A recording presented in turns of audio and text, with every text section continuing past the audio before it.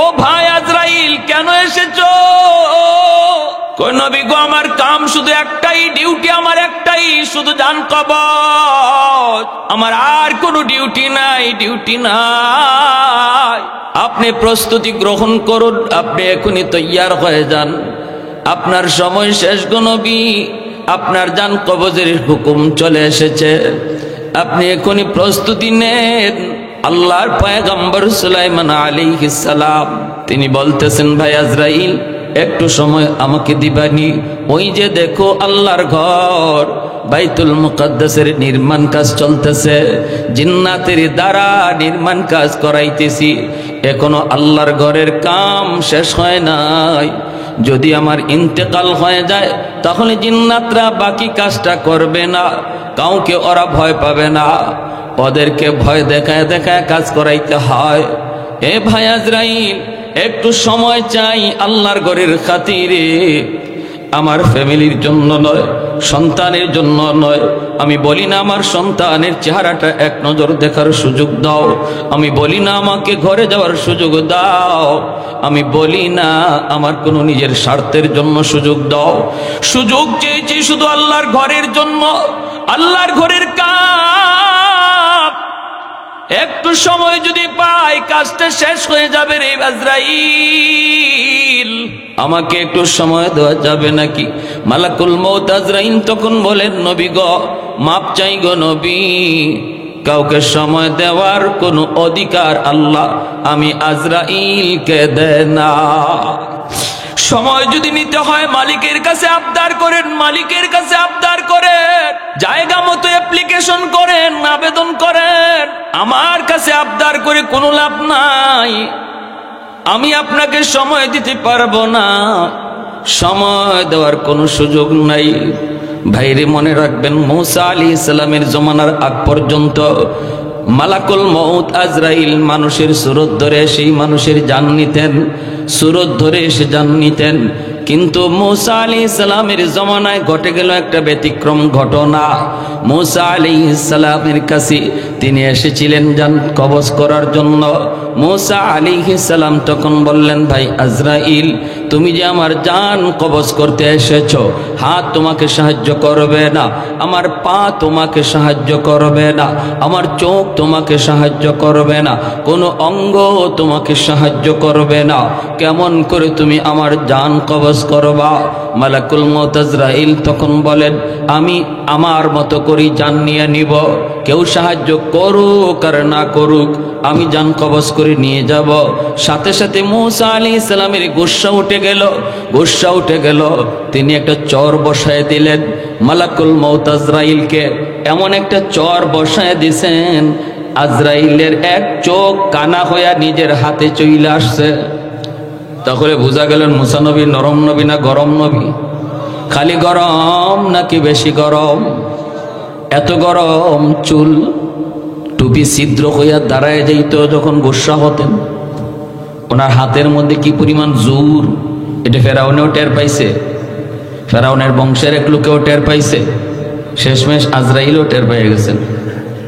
আজরাইল চোখ নিয়ে আল্লাহর দরবারে হাজির, ডাক দিয়া বলেন, মালিক কার দরবারে পাঠাইছো জান কবজ করার জন্য? আমার জানি তো যাওয়ার ফালা ছিল, ঠিক না?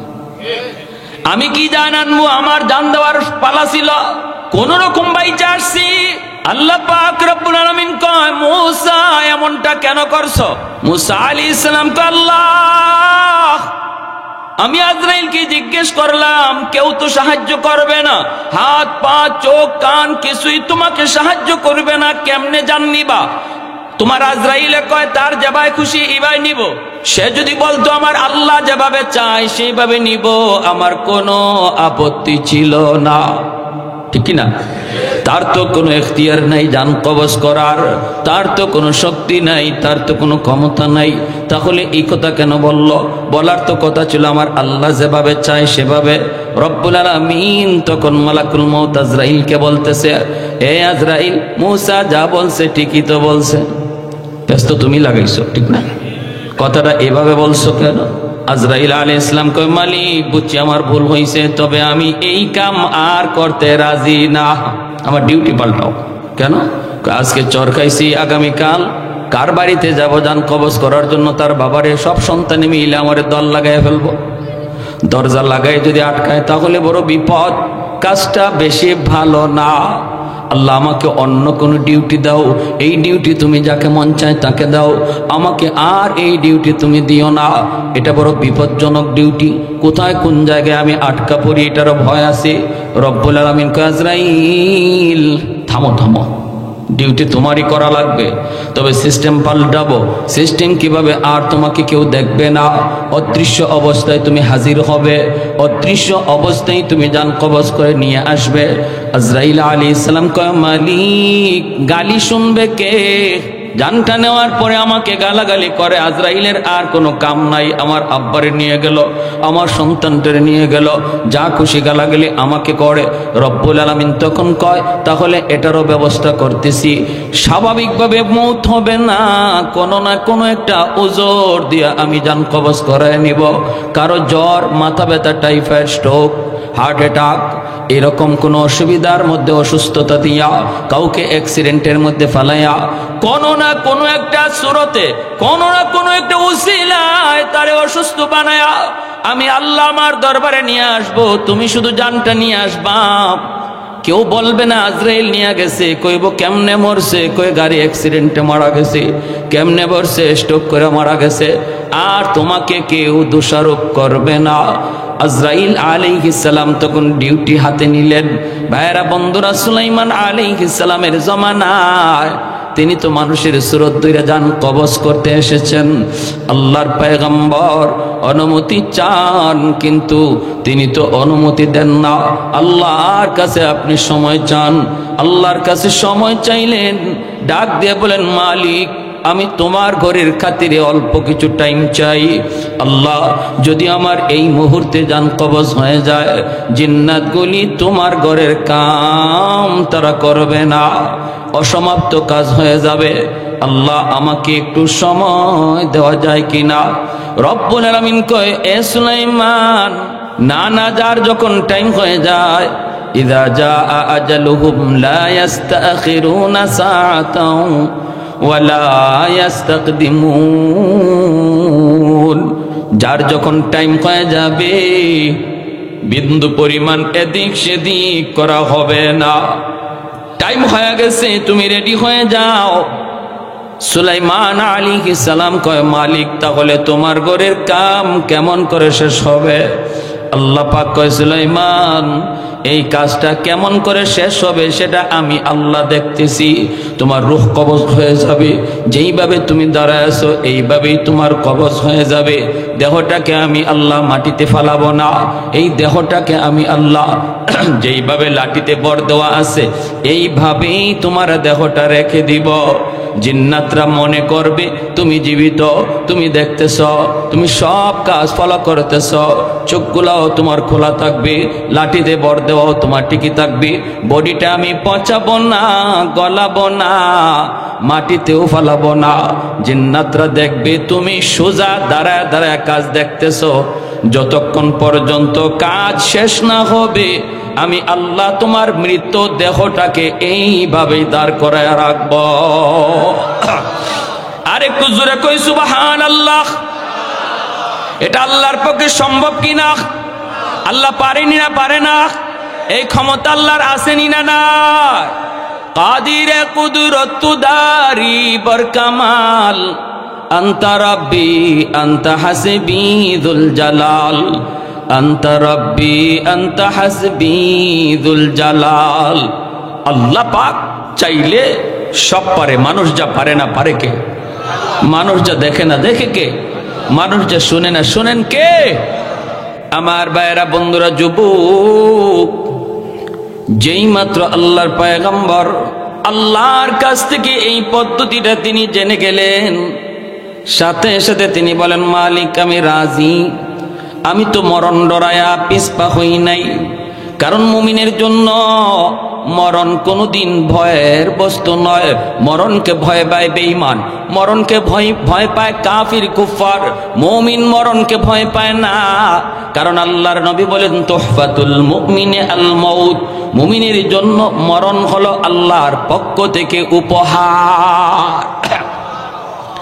কাফির কুফফার মরণকে ভয় পায়, ভয় পায়, কারণ মরণের পরে ওদের কোনো জীবন নাই। মরণের পরে ওদের শুধু শাস্তি আর শাস্তি, শাস্তি আর শাস্তি। জাহান্নামের আগুনে ওদের জ্বলা ছাড়া কোনো উপায় নাই। আর মুমিনকে আল্লাহ বলি, বান্দারে তুমি তো ইমানদার, দুনিয়ার জন্য তুমি হলে বর, দুনিয়ার জন্য তুমি হলে বর। বেদিন বেঈমান গুলি তারা হলো বরযাত্রী। বিয়ে বাড়ি হলো দুনিয়ার এই জীবন ব্যবস্থা। মুমিন সে হলো বর, আর বেদিন বেঈমান হলো বরযাত্রী। বলুন তো বিয়ে বাড়িতে বর কি বেশি খায় না বরযাত্রী বেশি খায়? আপনাদের এলাকায় আসেনি না? বিয়ে বাড়িতে বরে বেশি খায় না বরযাত্রী বেশি খায়? বর তো রুমাল মুখে দিয়া বসা, কথা কম কয়, খানাও কম খায়। বরযাত্রীর খানা শুধু দেখে, একটু আফসোসও করে না। বরে আফসোসও করে না, হায় রে এইভাবে খাইতেছে, আমি খাইতে পারি না, এটাও বলেন না। কেন বলে না? কারণ তার চিন্তা হলো আজকের দিন আমার খাওয়ার দিন নয়, আজকের দিন হলো বরযাত্রীর খাওয়ার দিন। আর তাদের খানা শুধু একদিন, আমার খানা একদিন নয়। আমার খানা আজকে থেকে এই বাড়িতে শুরু হবে আর শেষ হবে না। আমার জন্য খাবার বাসর ঘরে সাজানো, আমার খাবার এই বাড়িতে আজ থেকে শুরু। বাসর ঘরের খানা বরযাত্রীর কপালে নাই। এজন্য বর আফসোস করে না, এই বাড়ির আজকের দিনের খানা বরযাত্রীর খানা, আর আগামীকাল থেকে খানা শুরু হলো বরের। ছোট্ট মোরগ বড় মোরগ সব মোরগ বরের জন্য, ঠিক কিনা? যেটা কক কক কয় এটাও বরের ফেটে যাবে, যেটা চেউ চেউ কয় এটাও বরের ফেটে, ঠিক কিনা? কিন্তু বরযাত্রী একদিন ইচ্ছা মতো খায়। বাড়িওয়ালাও খাওয়ায়, বাড়িওয়ালাও খাওয়ায়, নে খা, আরো দেও, আরো দেয়, পাতিল উল্টায় দেও, বাটি উল্টায় দেও। আমার বিয়েতে আমার এক দোস্ত গেছিল, অসুবিধা দিতেছে আপনাদের? আমার দোস্ত আমারে কয় কি, দোস্ত তোমার বিয়েতে গেলাম, আমারে চামচ দিয়া গোশত দেয়। তো আমি বললাম তো চামচ দিয়েই তো সবাই গোশত দেয়। দুধ মিয়া, আমি কি সেই রকম দোস্ত নাকি? হ্যাঁ, আমি বললাম তো তারপরে দিলাম ইচ্ছা মতো একটা ধমক। চিনো আমারে? আপনি কি? কই যে রুমাল মুখে দিয়ে বসা, তোমার কি হয়? দুলাভাই। তোমার দুলাভাই ক্লোজ ফ্রেন্ড, এক বিছানায় ঘুমাইছি সারা জীবন, একই ক্লাসে পড়ছি, এরকম বন্ধু আমি, আর তুমি আমার চামচ দিয়ে ঘুষ দাও না? চামচ সরাও, বাটি ঢাইল্লা দাও, বুঝে আসছে? মানে বল, গোস্তের বল ঢাইল্লা দাও। আমি বললাম দোস্ত দিছে? কয় না দোস্ত, কল লগে লগে দেরি নাই, একদম বল ঢাইল্লেই দিছে। খাইছ? জনমের খাওয়া খাইছি। আমারে কয় দোস্ত মাঝে মাঝে আমি তোমার দিকে চাই হাসি, তুমি আমি কি খানাটা খাইতেছি আর তুমি এখনো রুমাল দিয়ে বসা, তোমার সামনে কিছু দেই না। মাঝে মাঝে আমার মনে হয়েছে কি আজকে মনে হয় তুমি আমাকে উসিলায় খাইতে আইছো। আমি বাহ, ভালো দিকো, তোমাকে উসিলায় আমি খাইতে আইছি। কই এমনই তো মনে হইলো, যা খানা দিতেছে খালি আমাদের কি দেয়, তোমার দিকে যাই না। আমি কইলাম যদি আমি রাগ কইরা এই বিয়ের আসর থেকে বিয়া না করে চলে যাইতাম, তখন তোমার বাটি দিয়ে ঘুষ খাওয়াইতো নি? কি করেন আপনারা? হঠাৎ করে মেয়ের বাবা আসছে, মেয়ের চাচা আসছে, আইসা দেখে বর নাই। কি ব্যাপার? বরযাত্রীরা ধুম খাইতেছে। কিরে বর কই? বর দিয়া কি করবেন আপনি? বরযাত্রীরা কয় বর দিয়া কি করবেন, আমাকে দেখেন না, ও গেছি গা রাগ কইরা, ও নাকি বিয়ে করবে না। বলুন তো এমন কোন মেয়ের বাপ আছে যে এই সময় বরযাত্রীরা আদর করে খাওয়াবে? কইব ঝাড়ুটা কই আছে, তাড়াতাড়ি লো, ঠিক কিনা? কইব ঝাড়ু কই আছে লো। তো আমি বললাম দোস্ত যদি আমি রাগ করে যাইতাম তাহলে দেখতাম তোমার বাটি ডাইল্লা আর পাতিল ডাইল্লা কেমনে খাওয়ায়। আল্লাহ রাব্বুল আলামিন বলে এ মুমিন ঈমান ওয়ালারা, এই দুনিয়া হলো একটা বিয়া বাড়ি, আর এই বিয়া বাড়িতে সমস্ত বেদিন বেঈমান কাফির কুফফার যা আছে সব বরযাত্রী, আর তোমরা হলে বর। বিয়ে বাড়িতে বর যেমন খায় না, টার্গেট তার সামনের খানা, এই দুনিয়া নামক বিয়ে বাড়িতে মুমিন তোমরাও কম খাও, আর বেদিন বেঈমান কাফির কুফফার এদের খানা একদিন, বিয়া যেদিন এই দিন। এজন্য ওরা যা চাইতেছে আমি আল্লাহ ওদেরকে তাই দিতেছি, ঠিক না? ওরা যা চাইতেছে তাই দিচ্ছি। কি চাও নাও, কেমনে ঘুরতে চাও নাও, কেমনে উঠতে চাও নাও, বিল্ডিং কেমনে বানাইতে চাও নাও। দুনিয়ার যা চাওয়া সব আল্লাহ যেন বেঈমানরা দিয়ে দিছে। কেন? কারণ এদের এই চাওয়া পাওয়া মাত্র কয়দিন? জোরে কোন? একদিন। আর ইমানদারকে বলেন তোমরা একটু কম খাও, তোমাদের খানা বাসর ঘরে, মানে জান্নাতে। জোরে কোন সুবহানাল্লাহ।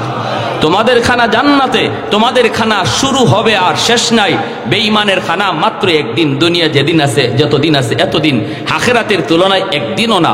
সেটা দুনিয়ার হায়াত আখিরাতের হায়াতের তুলনায় এক সেকেন্ডও না। এতটুকু সময় ওদেরকে খাইতে দাও, এরপরে ওদের কপালে খানা নাই, শুধু ঝাড়ুর পিঠা আছে। আর তোমাদের খানা শুরু হবে আর শেষ নয়, আজীবন চলবে। তার নাম হলো জান্নাত। জোরে কোন সুবহানাল্লাহ, আরো জোরে কোন সুবহানাল্লাহ।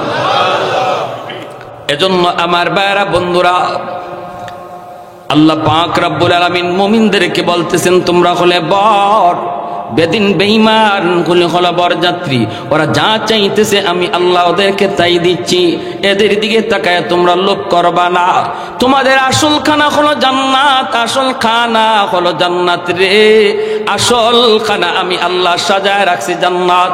সুলাইমান আলাইহিস সালাম তিনি বারবার বলতেছেন মালিক, আমি তো এই দুনিয়াতে থাকতে চাইতেছি নিজের জন্য নয়, নিজের ফ্যামিলির জন্য নয়, নিজের পরিবারের জন্য নয়। আল্লাহ আমি তো চাই তোমার সাথে সাক্ষাৎ, তোমার সাথে সাক্ষাৎ। এরপরও একটু সময় চাইলাম শুধু তোমার ঘরের খাতিরে। আল্লাহ তোমার ঘর বাইতুল মুকাদ্দাসের নির্মাণ কাজ আর মাত্র 1 ভাগ বাকি। এই 1 ভাগ কাজ যদি সমাধা হয়ে যায় তাহলে আর কোনো আমার টেনশন নাই। তুমি যখন কাজের জিম্মাদারি নিয়েছো তাহলে আমি সুলাইমানের মরতেও এখন কোনো অসুবিধা না। আর একটু জোরে সুবহানাল্লাহ।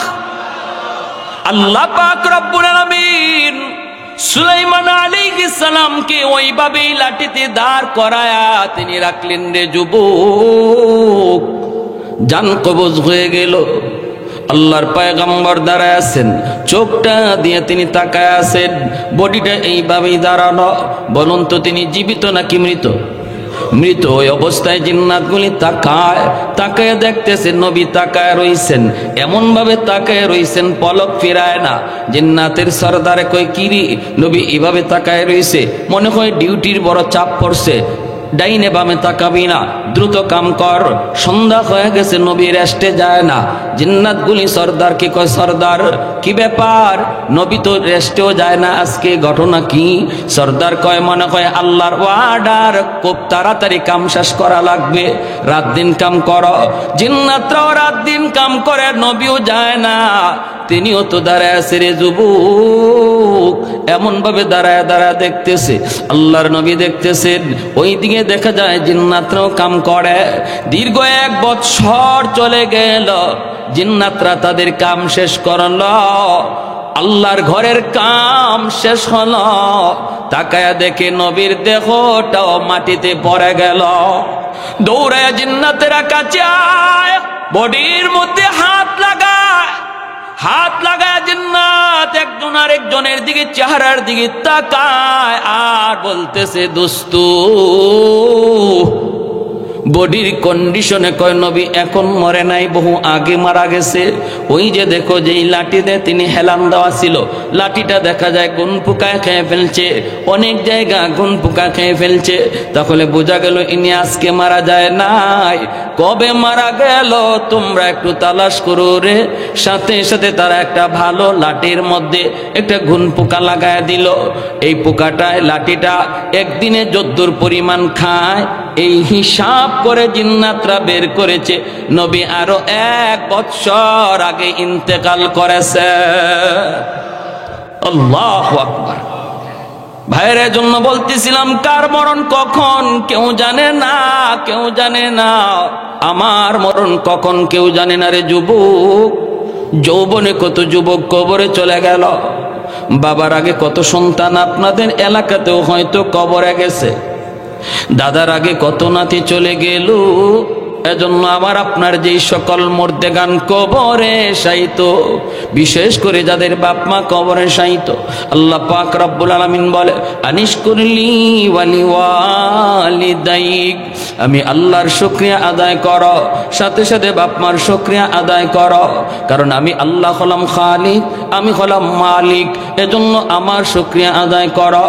দুনিয়ায় পাঠানোর মাধ্যম বানাইছি তোমাদের মা, মাধ্যম বানাইছি তোমাদের বাবা, এজন্য বাপ মার শুকরিয়া আদায় করো। যাদের বাপ মা কবরে চলে গেছে, করব কি আমলগুলা করব কি?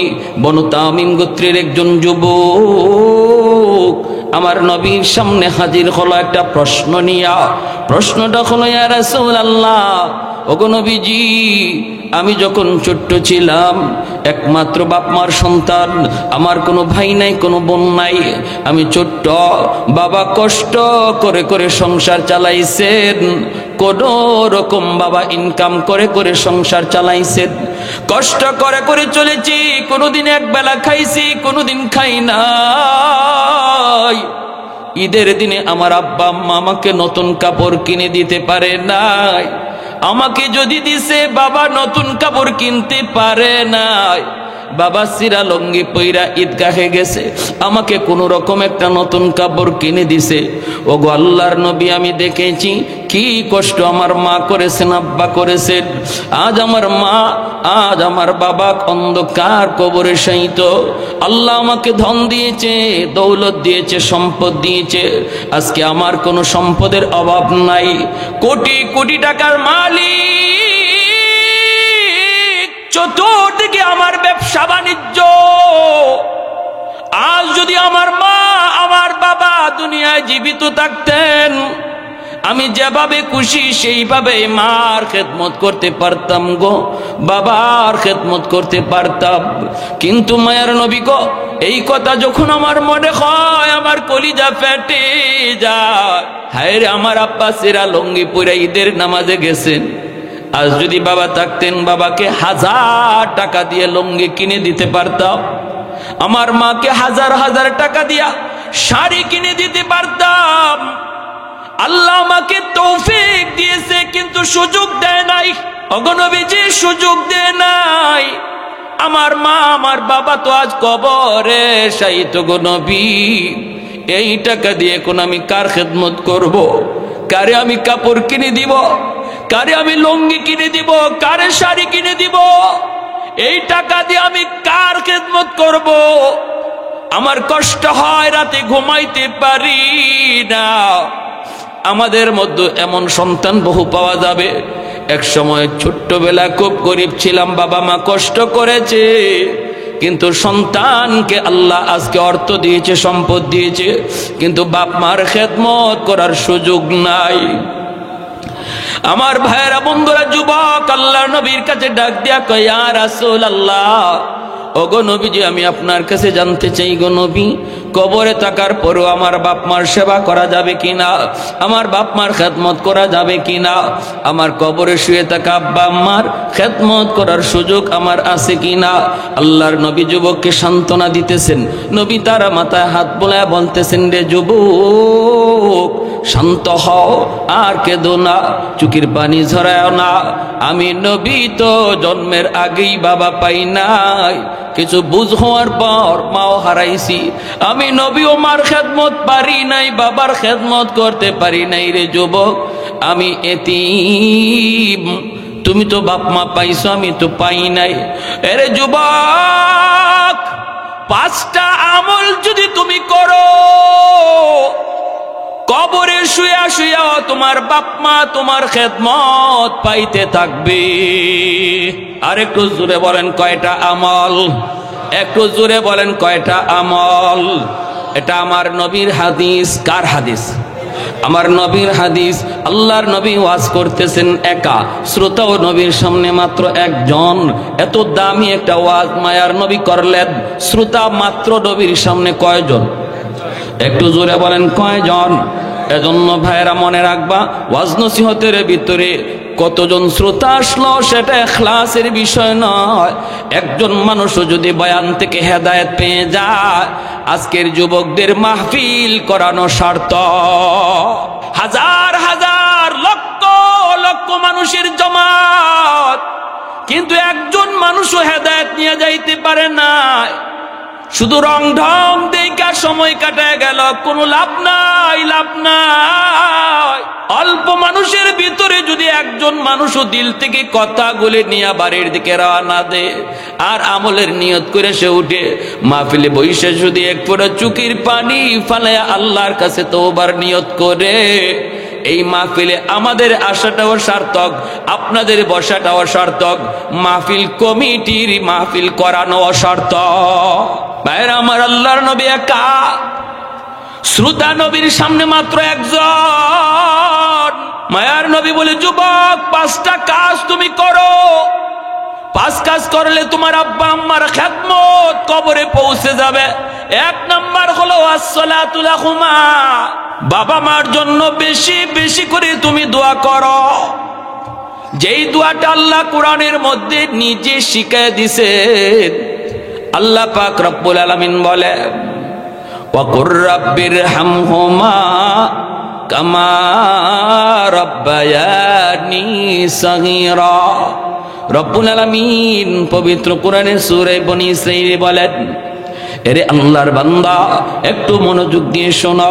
বাপমার আলোচনা করতে যে আল্লাহ বলেন, ওয়াকাদা রাব্বুকা আল্লা তা'বুদু ইল্লা ইয়্যাহ ওয়া বিল ওয়ালিদাইনি ইহসানা ইম্মা ইয়াবলুগান্না ইনদাকাল কিবারা আহাদুহুমা আও কিলাহুমা ফালা তাকুল লাহুমা উফ ولا تنهرهما وقل لهما قولا كريما واخفض لهما جناح الذل من الرحمة وقل رب ارحمهما। আমার সাথে সবাই পড়েন, ওয়াকুর রাব্বির হামহুমা কামা রাব্বায়ানি সগীরা। রব্বুল আলামিন কয়, তোমরা যারা বাপ মার সব ব্যাপারে আমি আল্লাহর কাছে দোয়া করতে চাও, বাপ মার জন্য তোমরা যারা দোয়া করতে চাও, আমি আল্লাহর কাছে কেমনে দোয়া করবা আমি শিখায়া দেই, আমি আল্লাহ শিখায়া দেই। বাপ মার ব্যাপারে কেমন করে দোয়া করবা বলুন তো দেখি।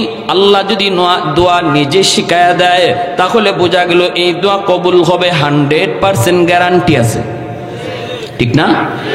ফ্যাক্টরির মালিক, আপনি ফ্যাক্টরিতে চাকরি নিতে গেলেন, শয়ে শয়ে যুবক চাকরি নেওয়ার জন্য দরখাস্ত দিবে।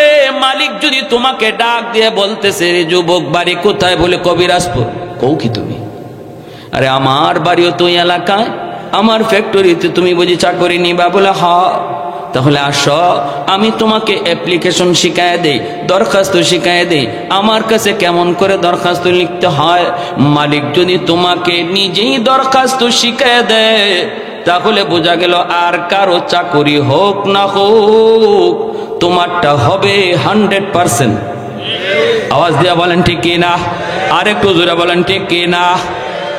আল্লাহ পাক কয়, যুবক যদি তুমি বাপ মার জন্য দোয়া করতে চাও, কেমন করে আমি আল্লাহর কাছে দোয়া করবা? তুমি বলো, রব্বির হামহুমা কামা রাব্বায়ানি সগীরা। আল্লাহ, আমার আব্বা আম্মা শিশুকালে আমাকে যেই রকম আদর করেছেন, যেই রকম মায়া করেছেন, আল্লাহ তুমি আমার আব্বা আম্মারে কবরে ওই রকম আদর কইরো, মায়া কইরো। সুবহানাল্লাহ কইতেন না? দেখেন কি দোয়াটা আল্লাহ শিখাইছে। আল্লাহ কয়, বান্দা শিশুকালে তোমার মা তোমার বাবা কি পরিমাণ মায়া তোমারে করছে তুমি জানো না? আমি আল্লাহ জানি। শিশুকালে তোমার মা তোমার বাবা কি পরিমাণ দরদ ভালোবাসা তোমারে দিছে রে বান্দা, তুমি বুঝো নাই, তুমি তখন দেখলো, এখন ইয়াদ নাই। আমি আল্লাহর সব কিছু ইয়াদ আছে। এজন্য আমার কাছে যখন দোয়া চাইবা, তখন বলবা, আল্লাহ আমার আব্বা আম্মা শিশুকালে আমাকে যেই রকম মায়া করছেন, যেই রকম আদর দিছেন, আজকে কবরে আমার আব্বা আম্মারে তুমি ওই রকম মায়া কইরো। কারণ শিশুকালে কি পরিমাণ আদর, শিশুকালে কি পরিমাণ আদর, কি পরিমাণ মায়া, কি পরিমাণ মহব্বত। একজন মা, ভাইরে, বিশ্ব মা দিবস পত্রিকার ভিতরে একটা বাস্তব ঘটনা আমি পড়েছি। একজন যুবক তার জীবনের কাহিনী লিখছে। যুবক বলতেছে আমার মা আমাকে কোনো রকম কষ্ট করে করে লেখাপড়া করাইলেন। জন্মের কিছুদিন পরে আমার আব্বা মারা গেলেন। এরপরে আমার মাকে বাপ মা নানা নানি নিয়ে যাওয়ার জন্য বারবার চেষ্টা করেছেন, কিন্তু মা যায় না। মা কই, না গো বাবা, অন্যত্র আমি বিয়ে বসবো না। আল্লাহ আমাকে একটা মানিক দিয়েছে, আমি আমার মানিকের চেহারা দেখে জীবন যৌবন কাটায় দেব, আমি আর কোথাও যাব না। স্বামীর সংসার ছেড়ে, স্বামীর বাড়ি ছেড়ে আমি আর কোনো কোথাও যাব না। ও দুনিয়ার মানুষ, আমার মা আমাকে লইয়া স্বপ্ন দেখা জীবন যৌবন কাটায় দিল। প্রাইমারি স্কুলে আমি লেখাপড়ায় ভর্তি হলাম। আমি একটু যখন বুঝি তখন দেখি আমার মার একটা চোখ নাই, বিশাল একটা গর্ত, একটা চোখ নাই। দেখলে বড় ভয় লাগে, বিশ্রী লাগে। মা আমাকে স্কুলে দেখতে আসে। আমার সহপাঠীরা কয়, তোর আম্মারে স্কুলে আসতে নিষেধ করবি, কারণ চেহারার দিকে তাকাইলে ভয় লাগে, ভয় লাগে। মাকে বললাম, মা তুমি স্কুলে যাইও না। কিন্তু মা কই, বাজান রে, ও বাজান, সারাটা দিন যদি তোমাকে না দেখে আমি মা থাকতে পারি না। এই দুই জমিনে আমার আর কেউ নাই, আর কেউ নাই, একমাত্র আমার কলিজার টুকরা ধন, আর জমিনে কেউ নাই আপন বলতে রে বাবা। সারাদিনে একবার না দেখলে আমার কলিজা ছানছান করে, এজন্য তোমাকে দেখতে আসি। স্কুল জমানায় মা দেখতে যায়, হাই স্কুলে ছেলে ভর্তি হয়েছে তাও মা দেখতে যায়। ছেলে নিষেধ করে মা নিষেধ মানে না। কলেজে গেলেও সেখানেও ছেলেকে মা দেখতে যায়। এই ছেলে বলে, আমি ঢাকা ইউনিভার্সিটিতে ভর্তি হলাম। আমার মা মানুষের বাড়িতে কাম করে করে, কখনো আমার নানা নানির কাছ থেকে ধার এনে এনে, মামা মামির কাছ থেকে ধার এনে এনে, আত্মীয় স্বজনের কাছ থেকে ভিক্ষা করে করে আমার লেখাপড়া করায়। আমি ইউনিভার্সিটিতে ভর্তি হলাম, আর লেখাপড়ার খরচ মার দেওয়া লাগে না। আমি তো এখন টিউশনি করি, নিজের লেখাপড়ার খরচ নিজেই জুগাইতে পারি। ইউনিভার্সিটির লেখাপড়া শেষ, একটা সুন্দরী মেয়ের সাথে আমার পরিচয় হলো। সুন্দরী মেয়ের সাথে পরিচয় হলো। এই সুন্দরী মেয়ের সাথে পরিচয় হওয়ার পর একটা সম্পর্ক তৈরি হলো। আমার স্যারের মেয়ে, স্যার আমাকে অফার দিল, মেয়েটাকে বিয়ে করো যদি, আমি তোমাকে চাকরি দেব। আমি মার কাছে আসলাম, মাকে বললাম, মা গো, ও মা, আমার স্যারের মেয়ে, বিয়ে যদি করি একটা চাকরি পাবো। মা কই, বাবা, ধনী লোকের মেয়ে গরিবের বাড়িতে আনলে সুখ হয় না রে বাবা। ধনীর মেয়ে গরিবের বাড়িতে আনলে সুখ হয় না। শরীয়তের বিধান হলো কুফু মিলায় বিয়ে করো। ধনীর মেয়ে দিতে চাইলেই গরিব তুমি বিয়ে কইরো না রে যুবক। বিয়েটা ছেলে খেলা নয়, এটা একটা জীবন জড়িত, ঠিক কিনা জোরে বলেন। এজন্য শান্তি যদি চাও নিজের সমপর্যায়ে যাও, শান্তি যদি চাও সংসারের সমপর্যায়ে যাও, উঁচুতে যাইবা না। মায় কয়, বাবা যাইস না, কিন্তু ছেলে মানলো না। কারণ তার তো একটা সম্পর্ক হয়ে গেছে, মহব্বত হয়ে গেছে। বলতেছি, মা গো, টেনশন তুমি করবা না, আমার সাথে কথা হয়েছে, সব মানায় নিবে, তোমাকে আম্মা কয়া ডাকবে, কোনো অসুবিধা নাই। একটা মাত্র ছেলেও আজকে শিক্ষিত, বিরাট শিক্ষিত। মা ছেলের কথায় পড়ে গেল, ঠিক আছে বাবা নিয়ে আস। অনুমতি নিয়ে বিয়ে করে ফেলল। যেই কথা সেই কাজ।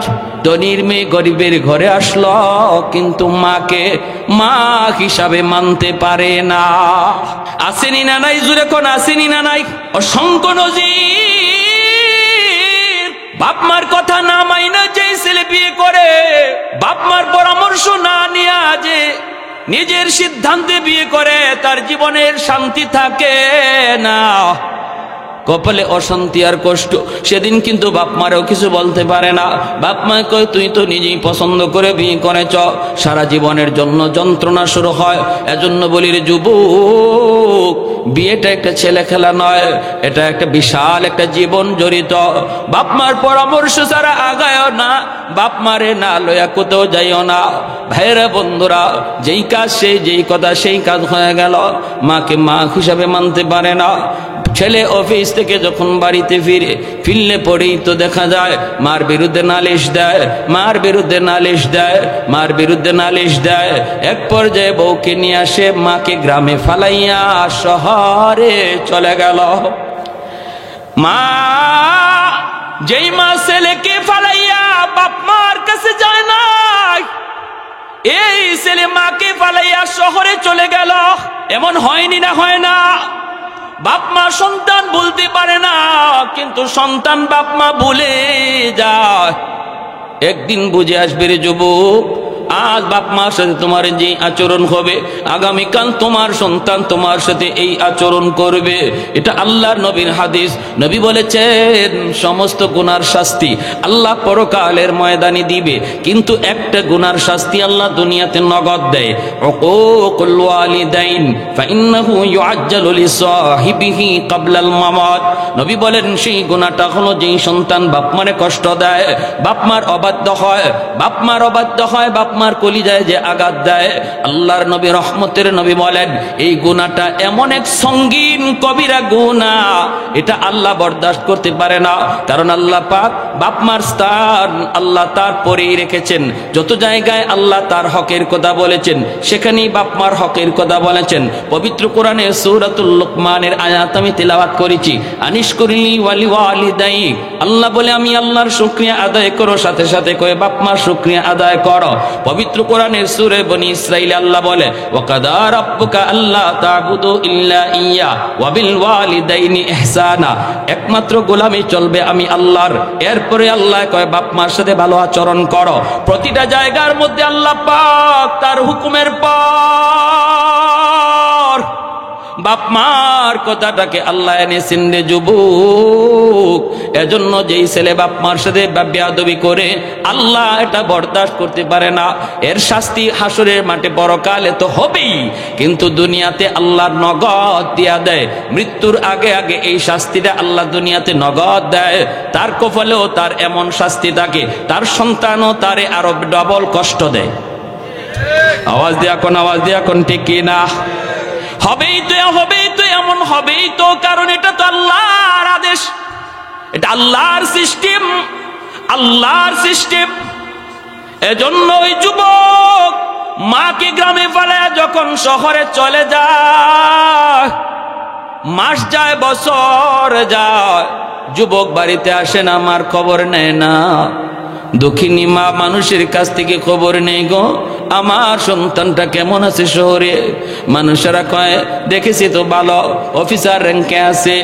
মা মানুষের কাছ থেকে খবর নেয়, মাকে দেখতে ছেলে ঈদের দিনও বাড়িতে আসে না, বছর বছর চলে যায়। মা অসুস্থ হয়ে গেল, অসুস্থ হয়ে গেল। একটা পর্যায়ে মা আর ধৈর্য ধরতে পারে না, মানুষের কাছ থেকে ঠিকানা নিয়া লাঠিতে বর দিয়া যুবক বলতেছে মা আমার দরজার সামনে চলে এসেছে শহরে। আইসা দরজায় নক করলো, আমি দরজাটা খুললাম। দরজাটা খোলার পরই মাকে বলতেছি মারে তুমি কেন আইছো? তোমার একটা চোখ নাই, দেখলে তোমাকে বড় ভয় লাগে। এজন্যই আমার স্ত্রী আমাকে বারবার শুধু বলতো ভয় লাগে, ভয় লাগে, চোখ নাই, একটা গর্ত। এই কারণে শহরে চলে আসলাম। এখনো তুমি কেন আসছো গো মা? আমার বউ তো তোমাকে দেখতে ভয় পায়, ভয় পায়। তুমি কি আমার শান্তি চাও না? মা তখন দরজার পাশে দাঁড়াইয়া আসমানের দিকে মুখটা উঠায় কয় বাজান আমি থাকতে আসি নাই রে, আমি তোমার কাছে থাকতে আসি নাই, সাহায্য নিতে আসি নাই, মরণের আগে একটা নজর দেখতে আসছি। আমি মরে যাব, থাকবো না রে বাজান, মরজে মউত, আমার শরীর দুর্বল, আমি হয়তো আর বেশি দিন বাঁচব না। যেই ছেলের কারণে আমি আমার সব ছাড়লাম, আমার ওই সন্তানটারে মরণের আগে এক নজর দেখতে এসেছি, থাকবো না, সাহায্যও লাগবে না। এই বইলা মা কই বাবা তুমি সুখে থাকো, বউ নিয়ে শান্তিতে থাকো। মা দোয়া দিয়ে চলে যায়। এই যুবক বলতেছে বেশ কিছুদিন পর আমার পাশের গ্রামে একটা অনুষ্ঠান, ওই অনুষ্ঠানে আমাকে চিফ গেস্ট করা হয়েছে। আমি অনুষ্ঠানে যোগ দিলাম আর মনে মনে ভাবলাম পাশের গ্রামটাই তো হলো আমার নিজের গ্রাম, মাকে একটু দেখে যাই। আসছি মাকে দেখার জন্য। বাড়িতে আইসা দরজার পাশে মাকে ডাক দিলাম, কিন্তু দরজা বন্ধ, কেউ দরজা খুলে না, কেউ দরজা খুলে না। মা কয়া ডাকি, কেউ দরজা খুলে না। হঠাৎ করে একজন মহিলা দরজাটা খুলল। দরজাটা খুলতে আমি কই আমার মা কই? ওই মহিলা কই বাবা তুমি বুঝি এই বাড়ির সাহেব? বলে হ। মা কোথায়? তখনই ওই মহিলার চোখ দিয়ে পানি পড়ে আর কান্দে, বলতেছে আমার ফুফু, আমি তোমার ফুফাতো বোন, তুমি তো অনেক বড় হয়ে গেছো, কে ফুফু কে ফুফাতো ভাই বোন চিনো না? আমার ফুফু আজকে অনেক দিন যাবত বিছানায়, চিকিৎসার অভাব, ঔষধ কিনতে পারে নাই। আজ থেকে মাত্র 1 সপ্তাহ আগে চিকিৎসার অভাবে আমার ফুফু দুনিয়া থেকে বিদায় হয়েছে। যাবার সময় আমার হাতে একটা চিঠি দিয়ে গেছে আর বলছে মা, কোনদিন যদি আমার ছেলে আমাকে দেখার জন্য আসে গো, তোমরা এই চিঠিটা আমার সন্তানের হাতে দিও। এই যে নেন আপনার মায়ের হাতের চিঠি। যুবক বলতেছে আমি চিঠিটা হাতে নিলাম, চিঠিটা হাতে নিয়ে লিখা দেখি মায় লিখতেছে, বাজান রে জানি না কোন দিন মার খোঁজ নিতে আসবা, বাবা মরণের আগে একটা কথা তোমারে জানায় গেলাম, জীবিত অবস্থায় কোনোদিন মা তোমাকে বলি নাই, আর তুমিও জানতে চাও নাই, এজন্য আমি বলি নাই। আজকে মৃত্যুর আগে বলে গেলাম, মার একটা চোখ নাই বিদায় তুমি ভয় পাইতা, একটা চোখ নাই বিদায় তুমি গ্রাম ছেড়ে বৌনিয়া শহরে চলে গেলা, কিন্তু একদিনও মারে জিগাও নাই মাগো তোমার চোখটা কি হলো, চোখটা কোথায় গেল, একদিনও তুমি জিগাও নাই। আজকে চিঠির মাধ্যমে জানায় গেলাম রে বাবা, 10 বছর বয়সে তোমার টাইফয়েড জ্বর হয়েছিল, ডাক্তারের কাছে ভর্তি করেছিলাম, ডাক্তার বলেছে জ্বরের কারণে তোমার একটা চোখ নষ্ট হয়ে গেছে, এই জায়গায় যদি আরেকটা চোখ বসানো না হয় তাহলে তোমার দুটো চোখ নষ্ট হয়ে যাবে। আমি ডাক্তারকে বলেছিলাম, ডাক্তার আমি মার একটা চোখ নয় আমার দুটো চোখ প্রয়োজনে নিয়ে যাও, তবু আমার সন্তানের চোখ বাঁচাও। ওই দিন মার চোখটা উঠাইয়া তোমার চোখে লাগানো হয়েছে। আর একটু জোরে কোন সুবহানাল্লাহ। ভাইরা আমার জন্য বলতেছিলাম, আল্লাহ নবী রহমতের নবীও বলতেছি, যুবক যখনই বাপ মার কথা ইয়াদ হবে রে, তখনই তুমি এই দোয়াটা বেশি বেশি পড়বা, রব্বির হামহুমা কামা রব্বায়ানি সগীরা।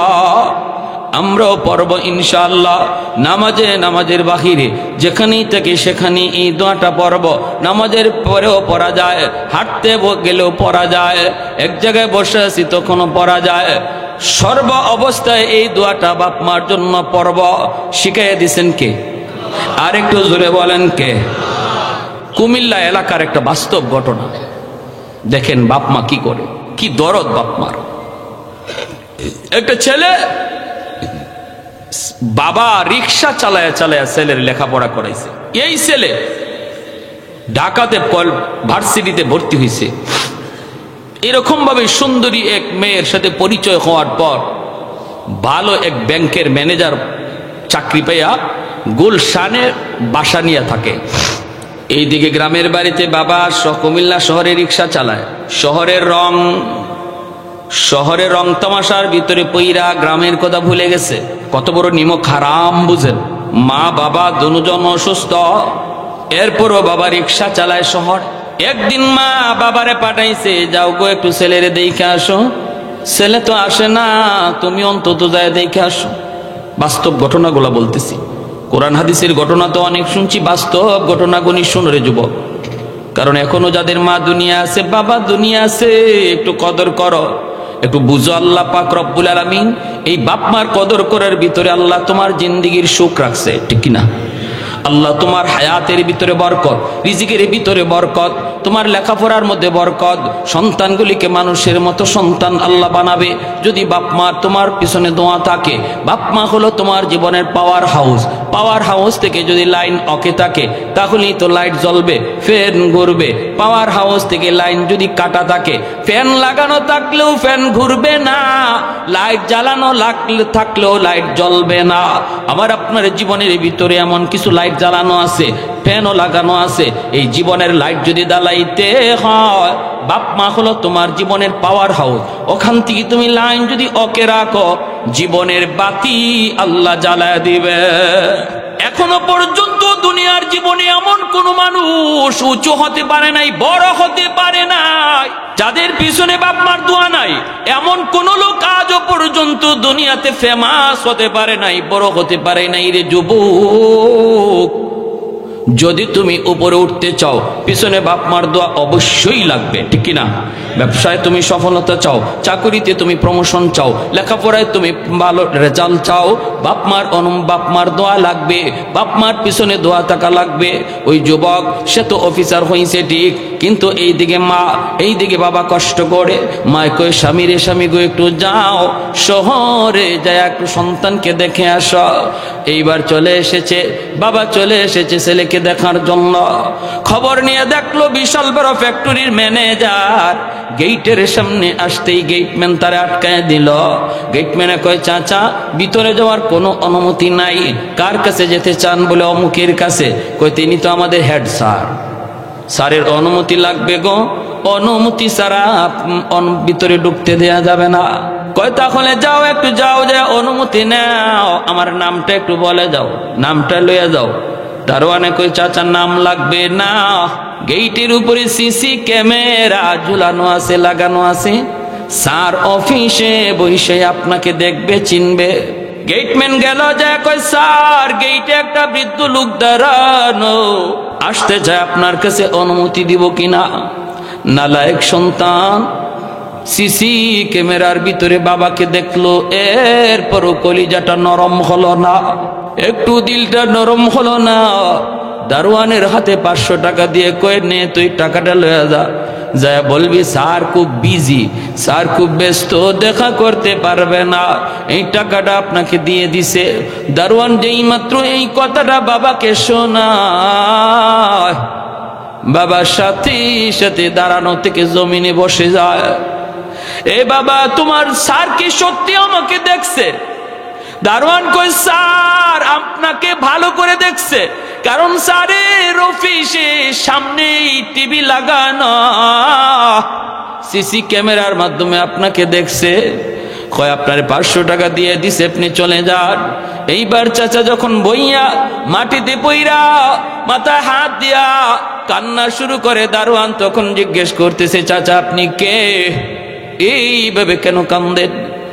লোকটা তখন বলতেছে, বাবা রে, আমি টাকা নিতে আসি নাই, সাহায্য নিতে আসি নাই, আসছিলাম এক নজর সন্তানকে দেখতে, কিন্তু আমার সন্তান বাবার সাথে দেখা দিল না, কারণ সে বলে বিজি, তার টাইম নাই। ঠিক আছে, টাকা লাগবে না বাবা, আমি চলে গেলাম। দারোয়ান তখন জড়ায় দইরা কই, চাচা মনে কষ্ট নিবেন না, আমার স্যারে মাসে 50,000 টাকা বেতন পায়, আর আপনারে দেয় 500 টাকা, আমি মাত্র 5,000 টাকা বেতন পাই, প্রতি মাসে 2,500 টাকা বাপ মার জন্য গ্রামে পাঠায় দেই গো। এই বাবা কষ্ট করে বাড়িতে ফিরে আসলো, মা অপেক্ষায় দাঁড়িয়ে রইছে। মা দেখে ডাকতেছে, স্বামী গো, ও স্বামী আমার ছেলেটা কেমন আছে একটু কও, ছেলেটা তুমি কেমন দেখে আসছো একটু বলো। এই কথা বলতেই স্ত্রীকে দইরা স্বামী বুকে জড়ায় ধরে কাঁদতেছে। বিবি গো, তোমার ছেলের কথা বইলা লাভ নাই, ছেলে বিজি, তোমার ছেলে মস্ত বড় অফিসার, ছেলে মস্ত বড় অফিসার, রিক্সাওয়ালা বাবার সাথে দেখা করার টাইম নাই। মা দাঁড়ানো থেকে বসে পড়লো, মা হাওমা করে কাঁদতে লাগলো। এই যে মা অসুস্থ হলো, আর বিছানা থেকে উঠে নাই। এই ছেলে তখন গুলশান বনানীতে থাকে। জুম্মা, রমজান মাস, জুম্মার দিন, জুম্মার নামাজ পড়ার জন্য গুলশান আজাদ মসজিদে আসছে। এখনো গুলশান আজাদ মসজিদে যাত্রাবাড়ি হজরত তিনি নামাজ পড়ান। মাহমুদুল হাসান সাহেব দামাত বারকাতুহু, ইনি ওই দিন জুম্মার নামাজ পড়াইতেছেন, আর বিষয়টা ছিল বাপ মার হক। ওই যুবক ওই কথাগুলি, আল্লাহর ওলির কথাগুলি শুনলো, শোনা মাত্রই তার কলিজার মধ্যে ভয় ঢুকে গেল। হায় রে, আমি কি করলাম, আমি আমার মার সাথে বাবার সাথে কি আচরণ করলাম। সাথে সাথে যুবকের পরিবর্তন হয়ে গেল। ওই যুবক এই জুম্মার নামাজ পড়ে আর বাসায় গেল না। রমজান মাস, দ্রুত চলে গেল বাজারে, গিয়া বাবার জন্য শাড়ি লঙ্গি কিনল, মার জন্য শাড়ি কিনল, ফলমূল কিনা ইফতারি লইয়া সে কুমিল্লা শহরের দিকে রওনা দিয়া দিল। স্ত্রীকেও জানালো না। ওই সময় কুমিল্লা শহরে যাইতে 2টা নদী পার হওয়া লাগতো, 2টা ফেরি পার হওয়া লাগতো। এই 2 ফেরি পার হইয়া যাইতে যাইতে একদম তারাবির টাইম হয়ে গেছে। শহরের ভিতরে ঢুইকা দেখে একদম জনশূন্য শহর, মানুষ বলতে কেউ নাই, রিক্সা টিক্সা কিছুই নাই। গ্রামে যাবে কেমন করে, মানুষকে জিজ্ঞেস করে, ভাই একটা রিক্সা পাওয়া যাবে কিনা, অমুক গ্রামে যাব। মানুষেরা কয় এখন কোনো রিক্সা পাবেন না, সারাদিন ডিউটি করেছে রিক্সাওয়ালারা, তারাবি পইরা তারা ঘুমায় পড়ছে, কাউকে এখন পাবেন না, পায়ে হেঁটে যাওয়া লাগবে। এমনি হঠাৎ করে একজন মানুষ ডাক দিয়া কয়, এ যুবক, একজন বৃদ্ধ মানুষকে তুমি পাইতে পারো রে? আমি দেখেছি রাতের বেলাও সে টিপ মারে, রাতের বেলাও সে রিক্সা চালায়, তার টাকার খুব প্রয়োজন। আমি জানি বাড়িতে তার স্ত্রী অসুস্থ, বিছানায়, প্রতিদিন ঔষধ কিনা নিতে হয়। এজন্য বৃদ্ধ মানুষটা দিনেও রিক্সা চালায়, রাতেও রিক্সা চালায়। মনে হয় তুমি তারে পাইতে পারো। যুবক কয়, কোথায় গেলে পাবো? কয়, সে কোনো মেসে থাকে না, সে টাকা পয়সা খরচ করতে পারে না। ওই যে দেখতেছো একটা দোকান, ওই দোকানের বারান্দার মধ্যেই বসে বসে রাত কাটায় দেয়।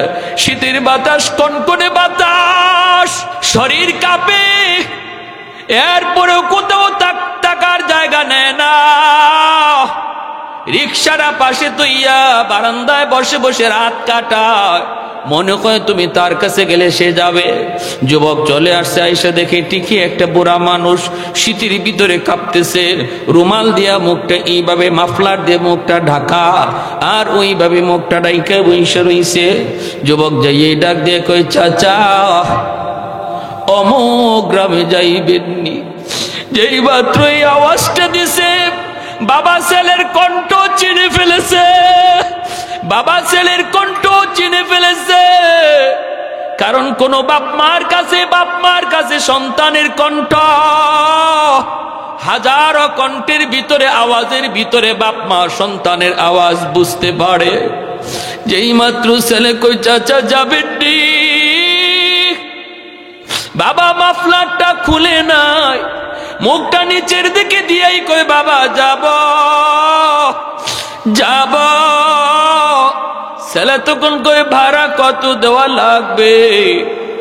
বাবা তখন মাথাটা নিচের দিকে দিয়ে কই, বাবা জীবনে কত ভাড়াই তো মানুষের কাছ থেকে নিলাম গো, আজ আমি তোমার কাছ থেকে ভাড়া নিব না।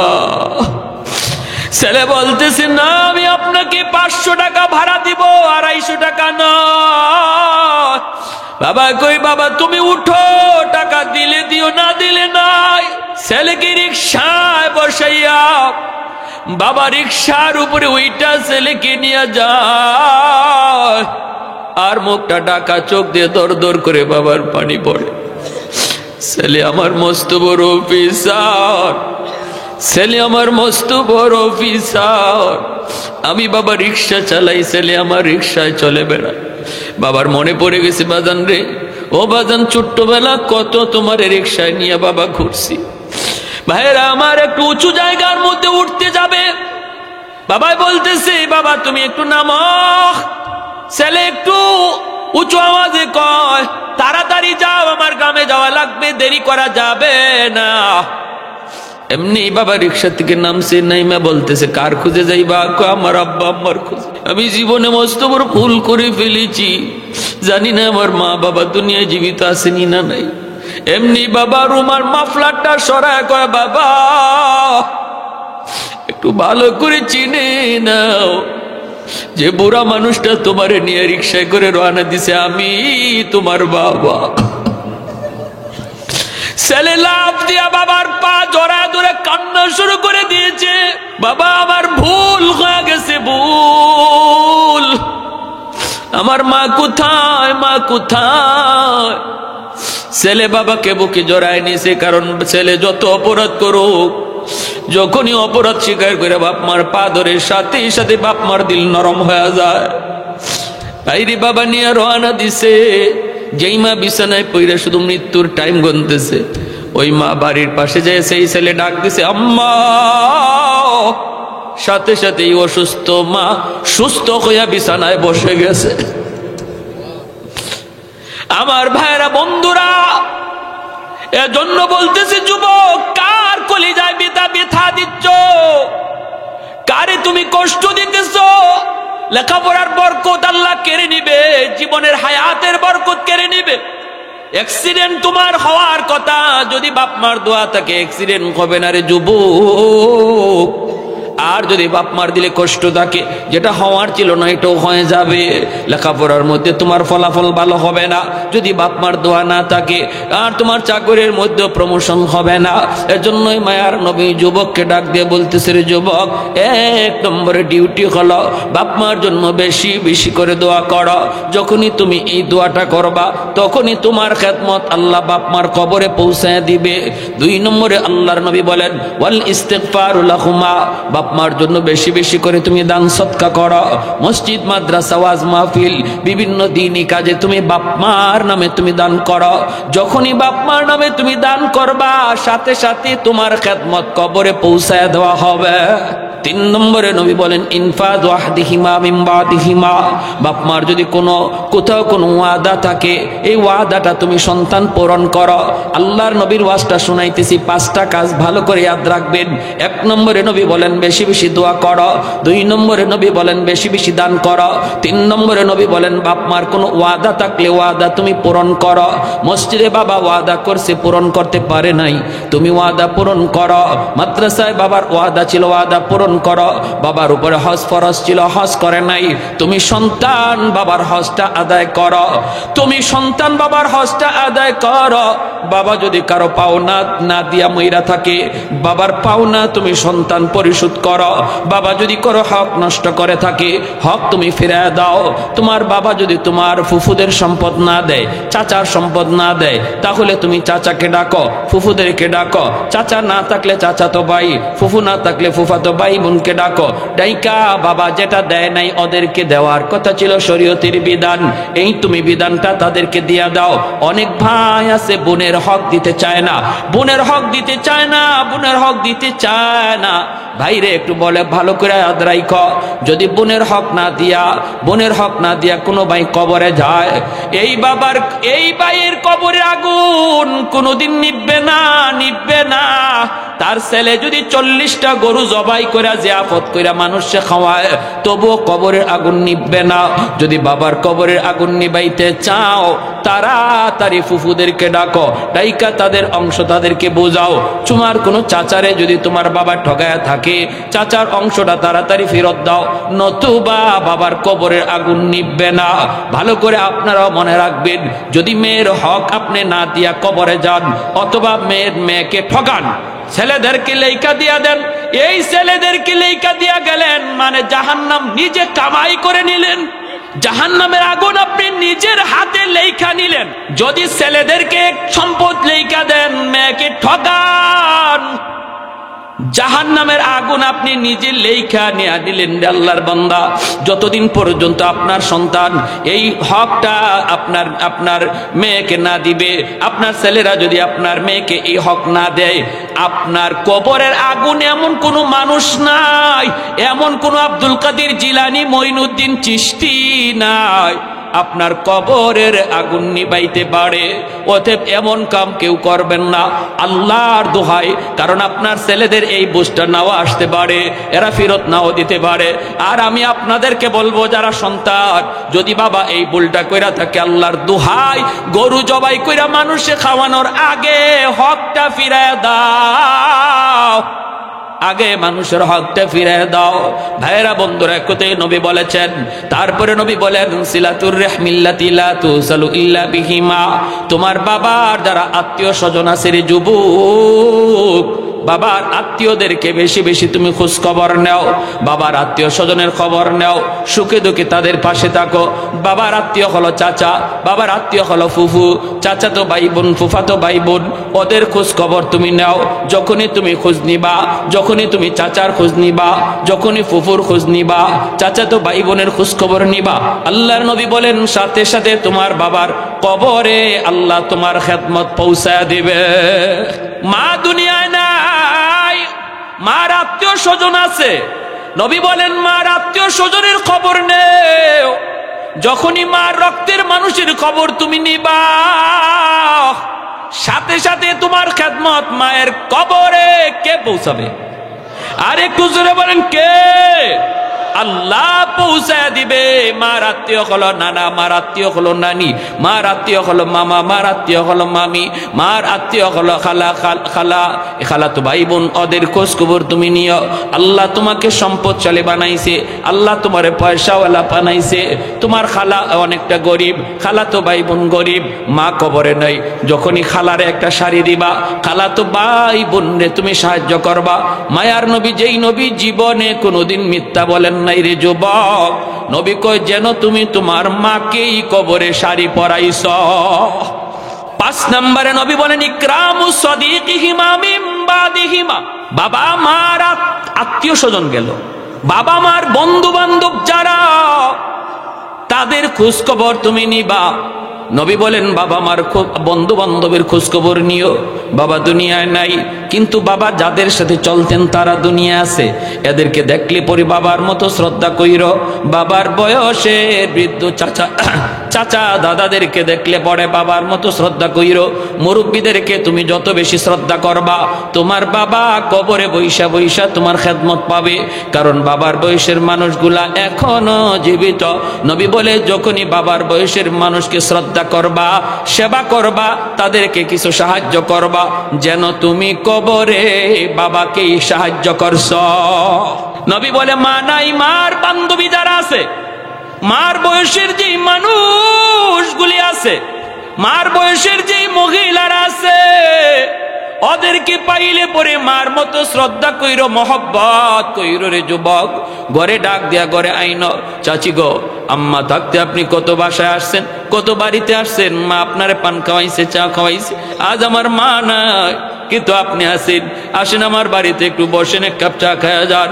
ঈদের দিনে ওই চাচির একটা শাড়ি দেন, একটা পান খাওয়ায় দেন। মায়ার নবী, দয়ার নবী কইরে উম্মত মনে রাখো, এই খবরটা আল্লাহ নগদ তোমার মার কবরে পৌঁছে দেয়। আর তখনই আল্লাহ জান্নাতি কাপড় তারে পরায়া দেয়। তাহলে কি বুঝলাম রে ভাই? 5টা আমলের কথা নবী বলেছেন। কয়টা আমলের কথা? জোরে কর। 5টা আমলের কথা বলেছেন। বেশি বেশি দোয়া করা। দোয়া কখন করব? নামাজ পইরা না নামাজ না পইরা? নামাজ পইরা পইরা দোয়া করব। এরপরে নবী বলেন আরেকটা আমল, জুম্মার দিন কেউ বাপ মার কবর জিয়ারত করতে বলবা না। মান যারা কবর আবাওয়াইহি ফি কুল্লি জুমাতিন গুফিরা লাহু কুতিবা বাররান। আবু দাউদ শরীফের riwayat। নবী বলেন জুম্মার দিন কোন বাপ মার কবর যদি সন্তান জিয়ারত করে, তাহলে এই সন্তান দুনিয়াতে যদি ইচ্ছায় অনিচ্ছায় বাবারে কিছু কষ্ট দিয়া থাকে, প্রতি জুম্মার দিন কবর জিয়ারতের উসিলায় আল্লাহ পাক এই সন্তানরে মাফ কইরা বাধ্য সন্তানের তালিকায় দিয়া দেয়। জুম্মার দিন কবর জিয়ারত কঠিন কাজ না সহজ কাজ? জোরে বলেন কঠিন না সহজ? এজন্য আমার ভাইয়েরা বলতেছিলাম, বেশি বেশি করে বাপ মার জন্য দোয়া করো। নামাজ পইরা পইরাই দোয়া, রব্বির হামহুমা। ইমাম সাহেব হুজুর দোয়া করবে, রব্বির হামহুমা কামা রব্বায়ানি সগীরা। আপনারা শুধু আমিন বলবেন না, আপনারাও ইমাম সাহেবের সাথে সাথে বলবেন, রব্বির হামহুমা কামা রব্বায়ানি সগীরা। ইমাম সাহেব দোয়া করতেছে, আল্লাহ আমার আব্বা আম্মার উপর রহম করো।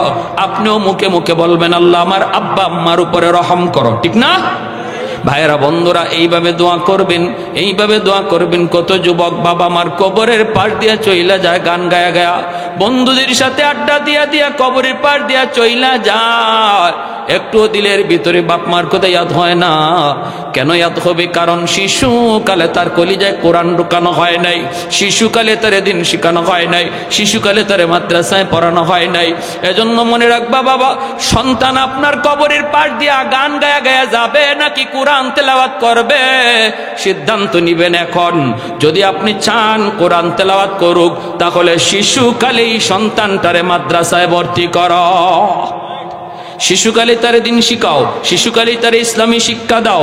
ডাক্তার বানাও পড়ে, ইঞ্জিনিয়ার বানাও পড়ে, প্রফেসর বানাও পড়ে, আগে তারে মুসলমানই শিখাও, কারণ সে মুসলমানের সন্তান। আওয়াজ দিয়ে এখন ঠিক কিনা? মুসলমানের সন্তান, এটা তার বড় পরিচয়। ডাক্তার তার বড় পরিচয় নয়, ইঞ্জিনিয়ার আমার সন্তানের বড় পরিচয় নয়, সবচেয়ে বড় পরিচয় হলো মুসলমানের সন্তান। এজন্য আগে তারে মুসলমানি শিখাও। 5 বছর মাদ্রাসায় পড়ান, নুরানি মাদ্রাসায় পড়ান, আপনাদের এলাকায় মাদ্রাসা আছে। 5টা বছর বাচ্চারে মাদ্রাসায় পড়ান, কলিজার ভিতরে কোরআনের মহব্বত ঢুকবে, আল্লাহর মহব্বত ঢুকবে, রসুলের মহব্বত ঢুকবে, বাপ মার সেবা করা শিখবে, আমার নবীর আদর্শ জানবে। কলেজে গেলেও বাপ মার সাথে বেয়াদবি করবে না, ভার্সিটিতে গেলেও বেনামাজি হবে না, নাস্তিকদের ভিড়ে গেলেও ইসলামের বিরুদ্ধে কথা বলবে না, বরং নাস্তিকদের থেকে ইসলামের পক্ষে তাকবীর উঠাবে। আওয়াজ দিয়া বলে ঠিক কি না? হাজারো হায়নার সামনে ভারতের মুসলিম নারী মুস্কান সে তো তাকবীরের আওয়াজ উঠাইছে, ঠিক না? যদি আপনি ছেলেটারে এইভাবে কোরআন শেখান শিশুকালে, তাহলে এইরকম ভাবে 31st নাইট ডে পালন করবে না। কি কর? এটা মুসলমানের কালচার। জোরে বলেন, মুসলমানের কালচার। কলিজার ভিতরে কোরআনের মহব্বত ঢুকায় দাও। বিজাতীয় কালচার ছেলে গ্রহণ করবে না। মান তাশাব্বাহ, আল্লাহর নবী বলে, যে যার সুরত ধরলো ফাহুয়া মিনহুম, সে তার সাথে হাসরের মাঠে উঠবে। আজকে যারা 31st নাইট ডে আপনার সন্তান বলেন, আপনার যুবকরা বলেন অংশ নিয়েছে, ভয় আছে, ভয়। মুসলমান যদি বিজাতীয় কালচারকে গ্রহণ করে, আল্লাহ পাক রব্বুল আলামিন এই দলই তারে হাসরের মাঠে উঠাবে। মদিনা শরীফে একটা ঘটনা ঘটছিল এমন, হজের মৌসুম, লাশ রাখা হয়েছে কবরে, কবর খোদা হয়েছে কোনো কারণে, দেখা যায় কবরের মধ্যে মানুষটার লাশ নাই, পুরুষ মানুষ রাখা হয়েছে, হয়ে গেছে মহিলা। অবাক হয়ে গেছে। থানবী রহমাতুল্লাহি আলাইহি কিতাবের মধ্যে আনছেন, মক্কা শরীফ থেকে এই মানুষগুলা দেখতে গেছে। ফ্রান্সের একটা মানুষ এই লাশটা দেখে, মহিলা দেখে চিনে ফেলেছে। এই মানুষটা কয়, এই মহিলার বাড়ি তো ফ্রান্সে, আমি তার রাইকে আসছি, সে নতুন মুসলমান হয়েছে, মাত্র নতুন মুসলমান হয়েছে, আমি তারে কোরআন পড়া শিখাইছি, সে তো আমার ছাত্রী, কবে মরলো আর তার লাশ এখানে আসলো কেমন করে? এলাকার মানুষেরা কয়, আমরা তো তা এখানে একজন পুরুষ মানুষ রাখছি, লাশ গেল কোথায়? চলে গেল সে ফ্রান্সে, চলে গেল ওই মহিলার ঠিকানায়। যা জিজ্ঞেস করি, এলাকার মানুষেরা কয়, তার বাপ মা কয়, মেয়েটা কয়েকদিন আগে মারা গেছে, কবর খুঁজো। কবর খুঁজতে দেখে মেয়ের লাশ ফ্রান্সে নাই, মেয়ের লাশটা চলে আসছে মদিনায়। আর মদিনায় যেই পুরুষের লাশ রাখা হয়েছে, এই লাশটা চলে গেছে ফ্রান্সে। অবাক কাণ্ড, অবাক কাণ্ড। ঘটনা কি? ঘটনা কি? এই মহিলা আফসোস করতো, কোরআন পড়তো আর আফসোস করতো, আল্লাহ আমার চিরনিদ্রায় শয়ন যদি মদিনায় হইতো, আমার নবী যেখানে শুয়ে আছেন এখানে যদি আমি শুয়ে থাকতাম গ। এই ছিল তার বারবার দোয়া, আল্লাহ দোয়া কবুল করেছে। আর ওই পুরুষ মানুষটা মদিনার মানুষ, তার ব্যাপারে স্ত্রীকে জিজ্ঞেস করা হয়েছে, আপনার স্বামীর কি এমন কি বদামল?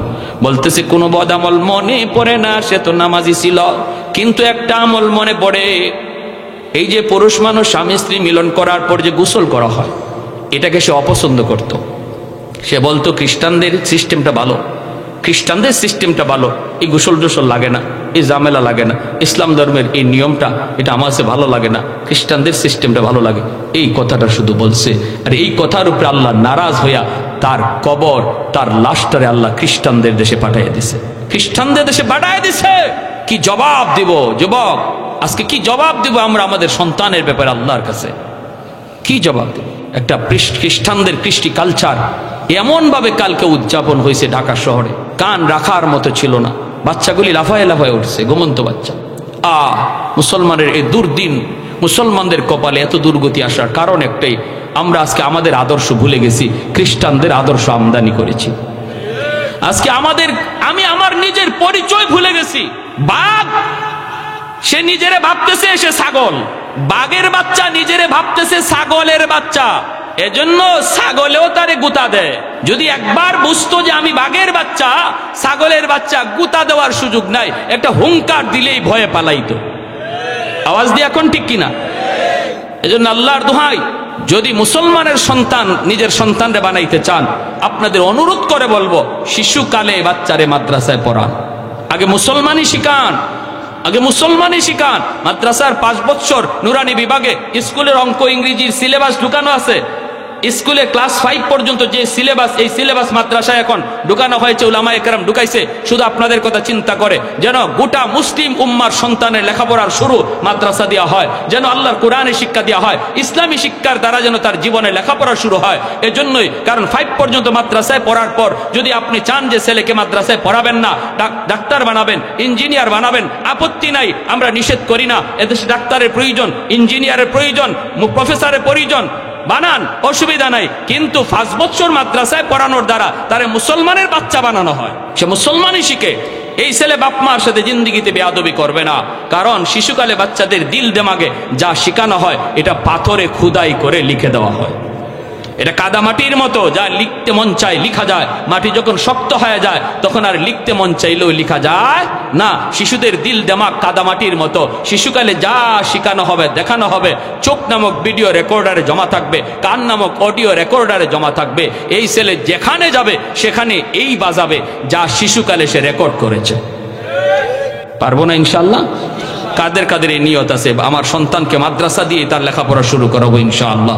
আল্লাহ আমাদের প্রত্যেকের হাতকে তুমি কবুল করো, জোরে বলি আমিন। আর যে যুবকরা এত সুন্দর আয়োজন করলো, আপনারা নারাজ না খুশি? কারা কারা খুশি হাত উঠে একটু দেখান তো। মারহাবা। আল্লাহ তুমি প্রতিটা হাতকে কবুল করো। প্রতি বছর হবে, আমরা সবাই চাই তো ইনশাআল্লাহ। এই যুবকরা চলে যাবে, আবার এক যুবক, নতুন যুবক চলে আসবে, জায়গা দখল করে নেবে। আজীবন যেন এই কোরআনের মাহফিল চালু থাকে। আল্লাহ কবুল করেন, সবাই বলি আমিন। আরো জোরে বলি আমিন।